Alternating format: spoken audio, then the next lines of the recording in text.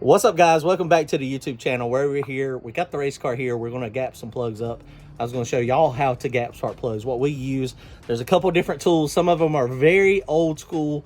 Some of them are a little newer. Let's see if we can get the same results. This is how you gap spark plugs. Check it out, guys.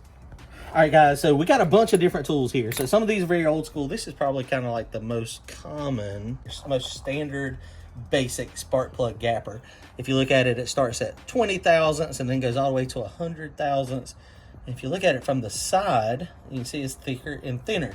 So this is kind of like your basic one. These are some old plugs I was just going to show y'all real fast. Basically, all you do is you stick this thing in here and then you slide it. And as you slide it, like this one right here now is saying it's at 30 thousandths. And say if you want to go to 34, 35, you just kind of wobble it along, or you can, probably not the best thing, but you can kind of twist it up and down a little bit to get it where you want it. And so that's 35. So let's see how accurate that is. I mean, that is, if you take a micrometer and you measure it right there at 35, it's going to be right. But if you notice, the width of this thing is like in the middle, it's like 3 or 4 thousandths. So it's probably going to be a little sideways. So if you take filler gauges, that one said 35. Let's do some basic math here, 25 and a 10. And we're going to verify that it is indeed 35 thousandths. Let's see. My 35 will barely go in there, but it does. So it works. So not a problem. This is another one of the cheap old gauges you can use. These are just wire gauges. And if you notice, these are different thicknesses of wires. They have these things on the end so you can stick it in there and kind of bend this down if you want to. But this one has got, let's see, 20, 30, 35, and 40. There's a 35 there. So let's see if it goes in. It does. It goes right in. So that's 30. That's a 35. So you can use this thing here. We usually, doesn't really fit real good on this one, but some of the old school ones, it'll actually fit right in there and grab it and bend it down. Oh, there you go. We had to get the right one.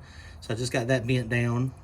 So now that's good. So if you want to open it back up, you can do the same thing, pop it in there and then flex it up. Now these things are not super tight. So a lot of times, you know, also people, they will do the tap it on a hard surface. The thing you risk about tapping it though is if you break this porcelain. I've tapped many of them a lot of times, and it, you know, it works out, but you just have to be more careful. If you drop the spark plug, generally you got to really inspect this porcelain, because if it gets a little crack in here, you'll get a misfire. Sometimes the misfire is bad, and sometimes it's not terrible. If you ever drop the plug, sometimes also what will happen is if it drops straight down, what do you think that's going to do to the plug gap? Crack. Now we got a 10 thousandths plug gap, or so we don't have any gap there. So that's one of the things you have to be careful of as well. So gapping it, don't ever just drop it and then put it back in. This is the newest tool. There's a whole bunch of these on eBay, and this is a cheap QI I got off of Amazon. Basically what you do is you put this in there. This is what we do for all the race cars. And say you pick that same, say we want to be something interesting with this. If you want to be 26 thousandths, I'm going to put a 26 thousandths filler gauge in it. You hold it in there, and then all you do is you tighten this thing down, and it bends that electrode. You don't have to super tighten it. You'll feel it when it stops. Electrode, that thing is stuck in there. It goes in there nice and firm. It's tight now, so it won't come out, but it does spring back a little bit. And so what happens is, so we just use the 26 there, and you see it's a little loose. And what you want to do is, if we wanted a 26 gap, you need to go a couple numbers lower. So 15 plus 13 is 28. So remember, we used the 26 filler gauge, and see how that still goes in there. So it's a little loose. So if you wanted a 26 gap, you would need to do like a 24 or so. You get about 2 to 3 thousandths difference is the difference here. So this is just how to gap spark plugs. Very important to gap spark plugs properly. One of the things you have to be real careful of in a race car situation, if the spark plug gap is too wide and you don't have enough spark energy, you're going to get a misfire, and you're going to not produce all the power you can get.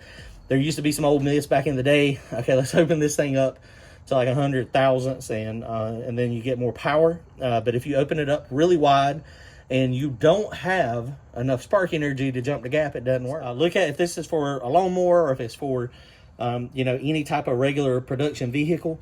make sure that you actually, you know, read the instructions, and it'll tell you what you need to gap the plugs, and then gap them there for your stock stuff. And so one of the things also, this spark plug here is a platinum spark plug, and these are not gappable. And the reason they're not gappable is it's really hard to see, but there's a little tip of platinum right on the end of that. So if you try to gap it, then it's going to rip the platinum off. And this thing is gapped like super wide generally from the factory. So that one is at 40. It's a little bit over 40 when you look at it there. But there is a piece of platinum on there. And so you have to be very, very, very careful with those. And they're generally not gappable. You don't want the platinum to come off. And they put platinum on them because apparently platinum is easier to jump, gives more spark energy. But that's it, guys. Generally, spark plug gapping is not super hard. Very easy to do. Y'all comment, like, and subscribe. We'll see y'all soon.